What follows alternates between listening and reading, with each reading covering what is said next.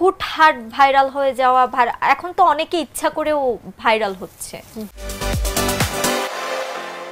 এই যে রাতারাতি মানুষ ভাইরাল হয়ে যাচ্ছে, হুটহাট একটা ঘটনা, অনেক ডালপালা মেলছে, বা কখনো দেখা যাচ্ছে সত্য মিথ্যা মিলিয়ে কোনো একটা ঘটনা আমাদের সামনে আসছে, এই পুরো ব্যাপারটা নিয়ে আপনি কতটুকু ভাবেন?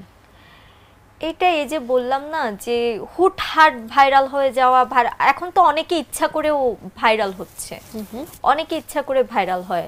তবে আমি মনে করি আমাদের শিল্পীদের জন্য, সিনেমার প্রমোশনের জন্য ভাইরাল ব্যাপারটা ওকে, ঠিক আছে, কারণ সোশ্যাল মিডিয়ার যুগে এখন আপনার সিনেমার প্রমোশনের জন্য ভাইরাল ব্যাপারটা খুবই ইম্পর্টেন্ট। বাট আদারওয়াইজ ব্যক্তিগত ব্যাপার নিয়ে ভাইরাল হওয়াটাকে আমি খুবই নেগেটিভ ভাবে দেখছি। ব্যাপারটা আসলে আমার কখনোই ভাল লাগে না, কারণ ব্যক্তিগত লাইফে আমরাও কিন্তু অনেক আঘাত পাই বা অনেক সমস্যার সম্মুখীন হই।